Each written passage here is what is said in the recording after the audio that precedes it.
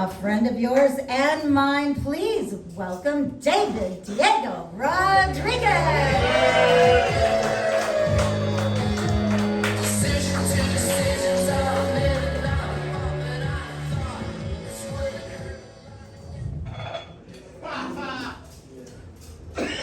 Namaste. Okay, I feel like I'm on the set of The Marvelous Mrs. Maisel. You know? So yeah. I teach Spanish. Yeah, woo.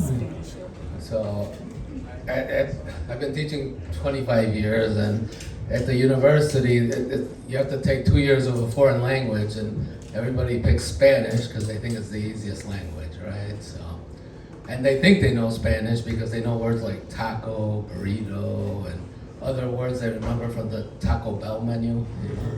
So, and so they think Spanish is easy. All you have to do is add the letter O to any English word, right?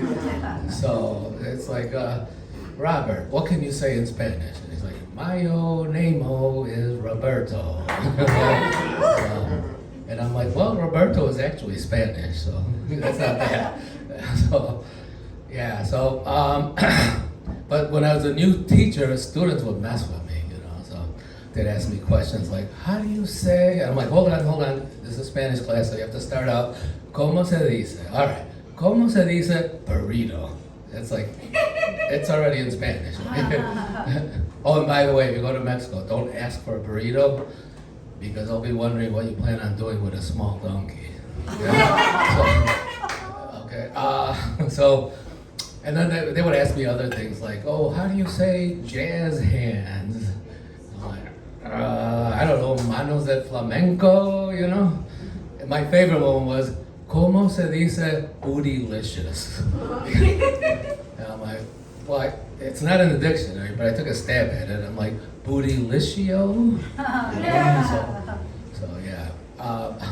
But growing up, my first language was Spanish. I come from a small Mexican family of 6. So yeah. And my father's family and my mother's family, they had 15 children. Yeah, so my mother always tells everybody she's a virgin because she only had 6 children. So, yeah, so I only spoke Spanish until my first day of school, and so like I was a lost little boy in kindergarten. I didn't know what was going on, but luckily I sat next to Bridget Ryan, you know, so I just did everything Bridget did. So she pulled out her crayons, I pulled out my crayons. She put her head down to take a nap, I put my head down to take a nap. And then we had to tell a little something about ourselves. Bridget says, I am now a big sister.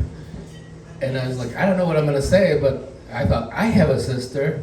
So I says, I am now a big sister too, you know? So, and it didn't go well. So, but yeah.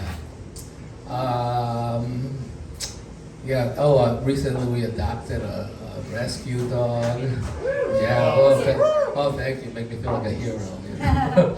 And that's why I'm wearing dog hair. You know?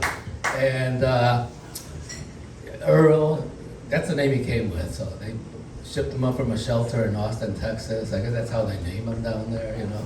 And we kept the name because I liked it because our previous dogs were Queenie and Duke and Princess. So Earl fit right in with that royalty, the lineage of royalty, yes. You know? So we like that, yeah.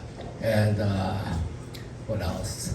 Yeah, Earl, well, my wife and I decided when we get this dog, no Chihuahuas, no Pit Bulls.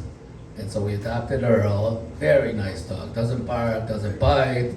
And then we decided to have his DNA done, and it turns out that he's half Chihuahua, half Pit Bull. Yeah, so he looks like a Chihuahua on steroids, you know. And I'm thinking, hey, I should have him audition for one of those Marvel Universe movies, you know. You know, maybe he could team up with the raccoon, right? So, I'm Chihuahua, the rescue dog, right? So, yeah, then my wife decided, we're gonna go to obedience school, right? And yeah, so it's like, and I'm pretty sure my wife meant that obedience school more for me than for Earl, right? So, but it was actually very helpful, you know, so we learned good commands like sit, stay, paw, right? And we made a good team, you know, so we graduated at the top of the class, you know, and now even my wife has to admit that I am a very good boy, you know. Yeah. So, okay, so I guess I'll thank you for listening to me. So because I'm married with children and I enjoy speaking for 5 minutes uninterrupted.